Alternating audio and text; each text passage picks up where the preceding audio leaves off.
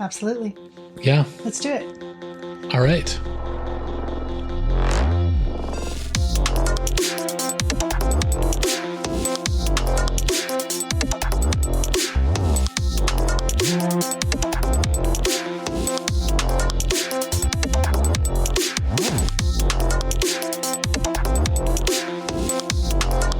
This is the Endless Song Podcast with Will and Emily.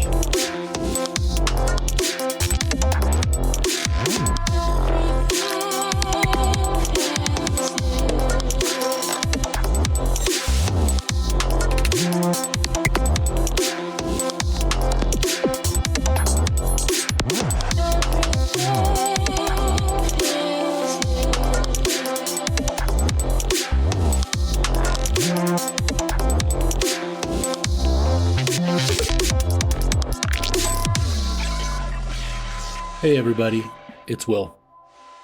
It's been a month since the last episode, and that's not a mistake. I needed a break for a little while with my job starting back up again for the fall. It's a lot of work at the beginning of the school year, so I needed some time to sort things out and figure out how I was going to do this podcast over the course of a school year. But now I think I've got it. And so I'm back. You're going to notice a few changes around here going forward. Emily will join me when she can. She's got a new venture she's starting on her own. And there's going to be a few more of the episodes like this, where it's just me wanting to have a little chat about some stuff. A lot of people during the course of all the interviews we've been doing have asked me a lot of questions about my awakening period and how it's going. And it's certainly been a wild 8 or so months. Things have changed a lot. And my understanding of everything has changed greatly since the whole thing happened back in January. The bridge wasn't the beginning of my awakening. I've realized that it started a lot longer before this January. The bridge was just sort of the final nail in the coffin of my old life, if you want to look at it that way. So today, what I wanted to share with you is something I've been putting together for a while, something I wrote as kind of an open letter to those of you out there who, like me, have swung a really big change and walked this new path. So today, I'm proud to present me, with just the tiniest little bit of help from Carl Jung.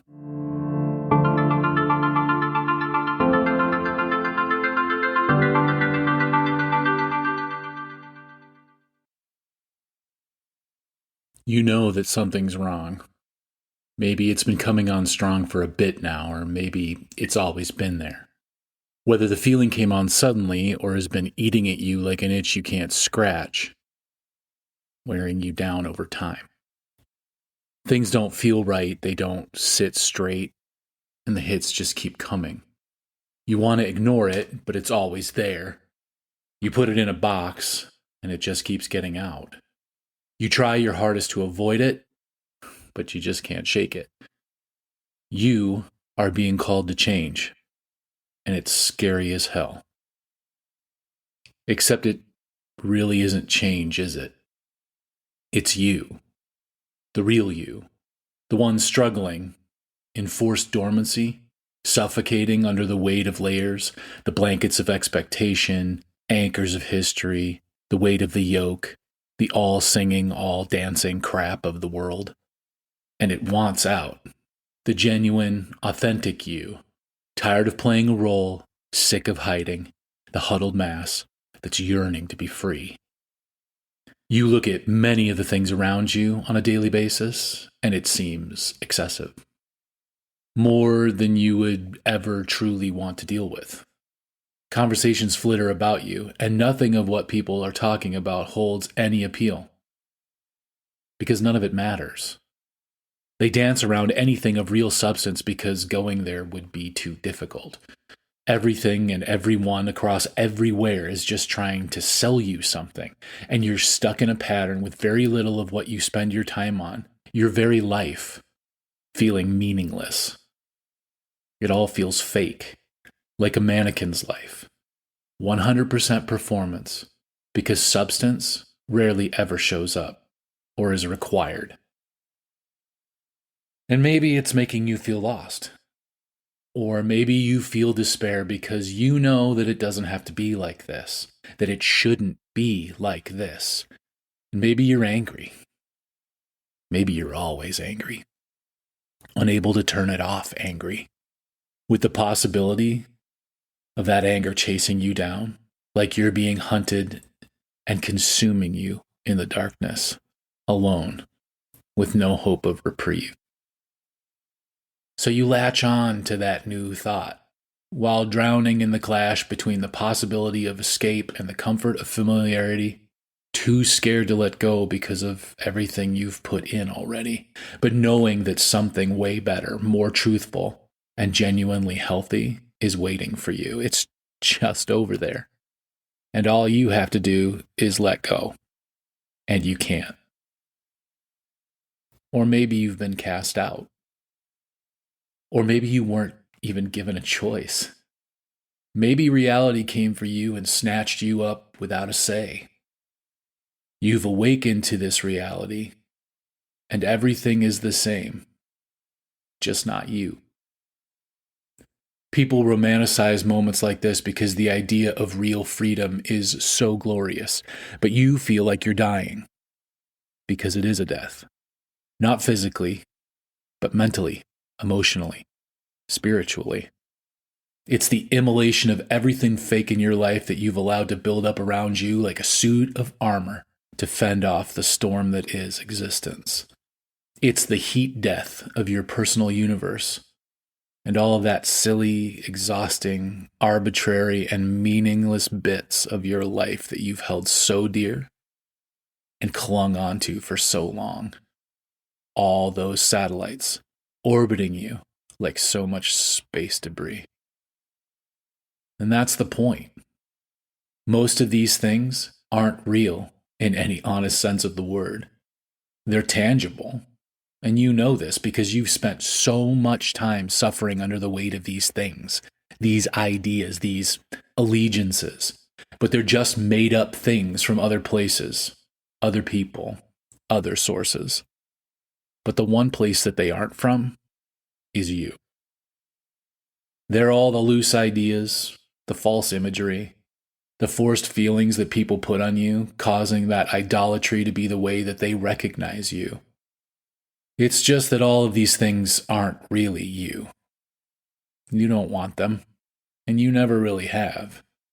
It always just felt easier to accept the falseness because it made it so much easier to fit in.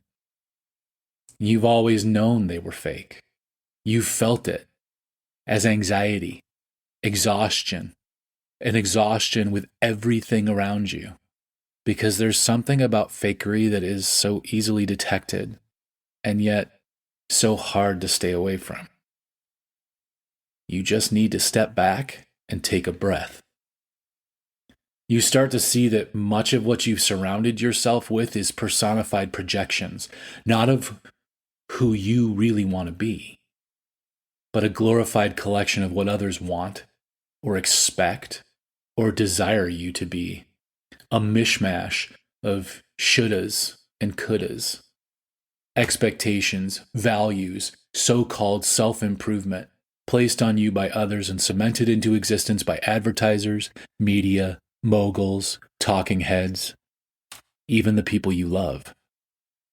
And none of it is real, no matter how hard others want it to be, no matter how badly you want it to be. It's the imitation of life. And that's why this hurts. Awakening is fun. Maybe not necessarily in the way you want it to be fun. And it's certainly not meant to be enjoyed, but it is necessary. Your internal house is burning down, and you only really make it out with the clothes on your back. And this is just the start. Enlightenment and clarity don't come quickly, and they're never cheap. Because now is when the work begins. Because this is the something that you've felt following you, all the while telling yourself that it can't possibly be true. There's nothing really there, except it is there. And awakening is turning around because you can't take that anymore, only to find that not only has your instinct been correct the whole time, but that the call has been coming from inside the house. Everything won't suddenly and miraculously get better. Awakening doesn't magically fix all your problems. It disassembles who you think you are, exposing all the lies you've told yourself, time and time again. All the phony, wannabe, fit-in gibberish that makes up that armor you've been wearing. Except now, you know it isn't armor. It's a facade. It's a cage. It's the worst part of you. And you can't unknow it. But you can get better. See, awakening won't solve your crisis for you.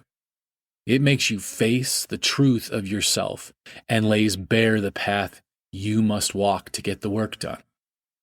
It will give you very few answers and leave you with a pile of questions to be answered as you sort through the rubble of your past.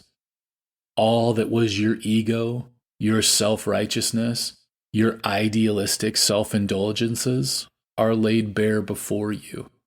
And you see just how much meaninglessness your life was full of. You're free of all that is weighing you down, free to do the work, to fill that freshly emptied space with authentic living, genuine happiness, and true love. But you see, this is why many people don't survive the awakening process. They look back at the ease and the regularity of their former existence, and they can't face the work that needs to be done. They resist the truth because of how simple it is to just believe the lies, to trust the illusion, to return to the performance, the persona. It's known, comforting, and it's ready to go, whether it's killing you or not. It's easy to turn your back on the opportunity to live as your authentic and true self because it means watching the collapse of the familiar. And that will cost you. But not nearly what it will cost you to go back. Once you've awakened, you can turn your back. You can ignore what you now know. But it'll never forget you. Shedding the false persona means chain reactions within your life. You could lose friends, even family, because you don't fit their mold any longer. Things that you may have believed were meaningful and important will begin to fall away and lose their power over you. It will sometimes hurt, frequently confuse, astonishingly confound, and leave you wondering where your motivation went.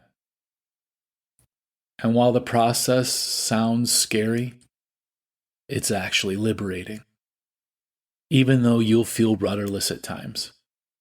You'll long for someone, anyone, to tell you what to do, to show you what to say, how to be, where to go, what to do.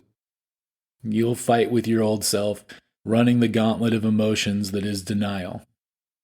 But that's just your internal system cleaning out all the gunk.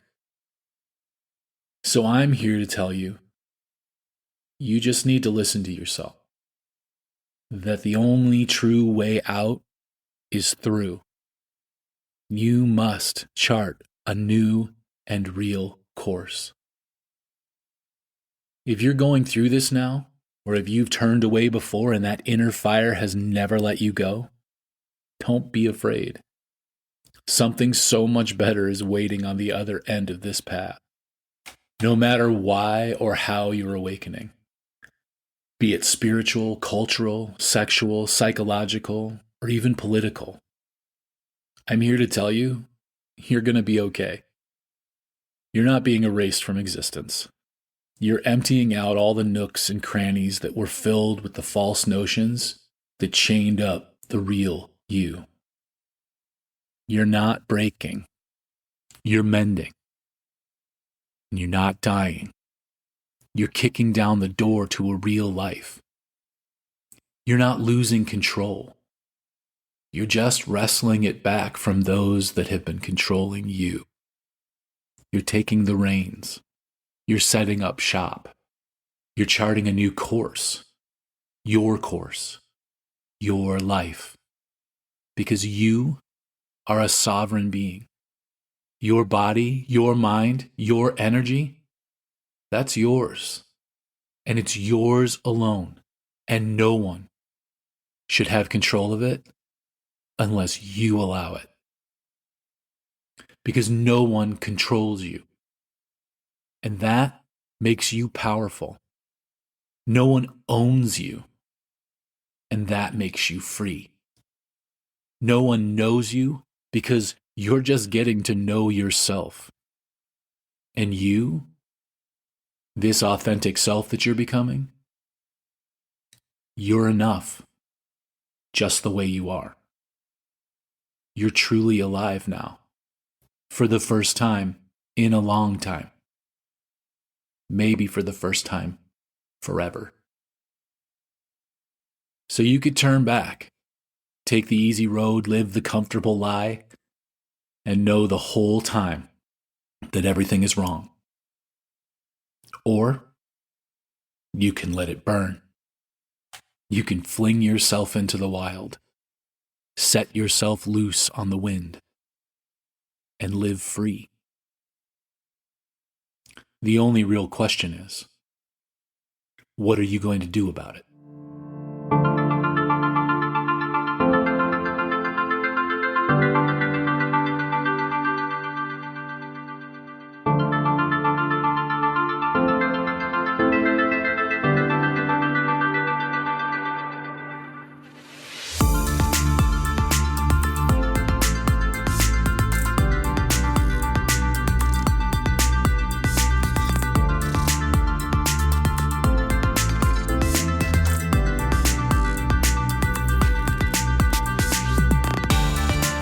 You've been listening to the Endless Song Podcast with Will and Emily.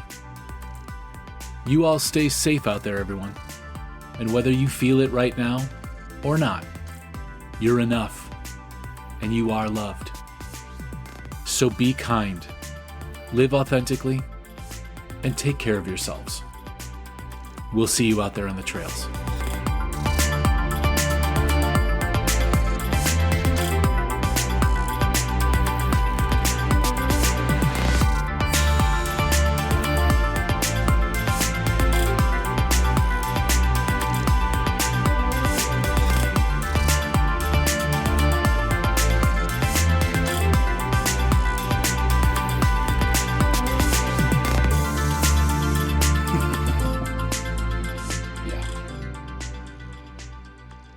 This message has been brought to you by the Emergency Life Assistance System. This is only a test.